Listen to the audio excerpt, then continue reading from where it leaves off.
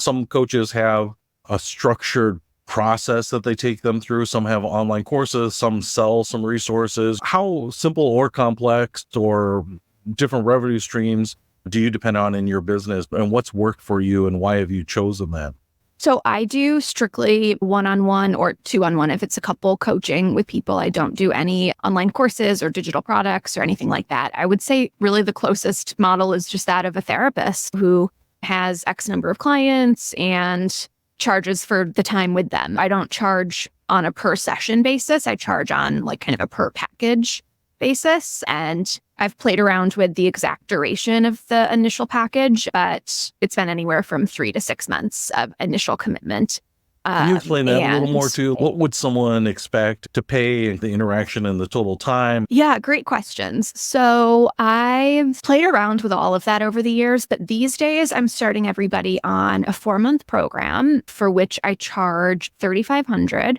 And we tend to meet once every 2 weeks for those 4 months for about an hour each.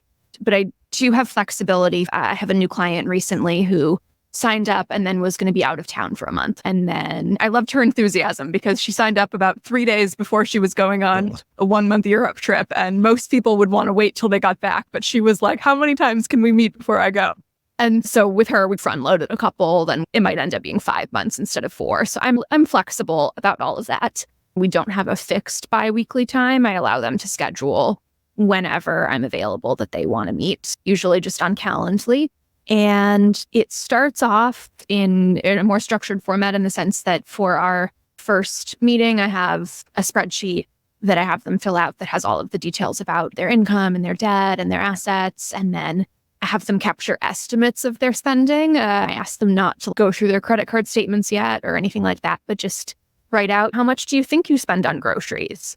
How much do you think you spend on shopping? Because in my experience in this demographic, people spend about 30 to 40% more than they think they do.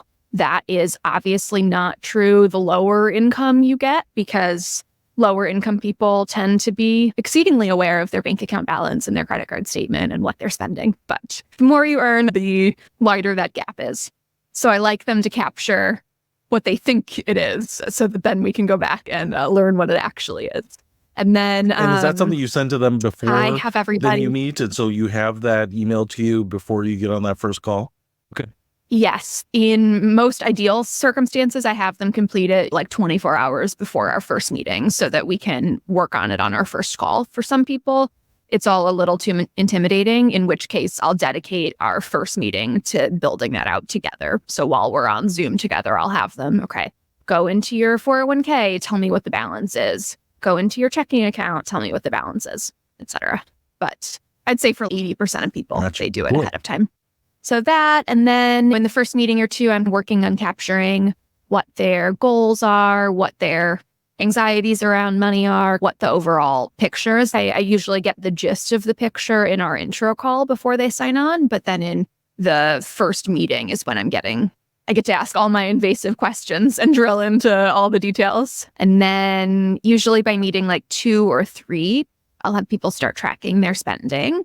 And I have all of my clients manually on a spreadsheet track their spending for a couple months. It's not something that most people can or want to stick to doing manually long term, but I just find there's such a higher degree of its ability to like sink in and really permeate the brain when you are manually typing it in and watching the category balances increase throughout the month. So we use that to figure out their budget and such. And then when we get to the more maintenance phases is when it opens up into different options of what type of tracking or not do you need to do to stick to your plan. So I actually wrote a book here called Be Discovered, How to Market Your Financial Coaching Business. Everything from how to do a webinar to doing on-demand webinars to setting up online communities to figuring out how you're going to partner with on a podcast to doing a podcast alone to using social media and YouTube and paying for ads on Facebook versus LinkedIn and all sorts of stuff. You're going to find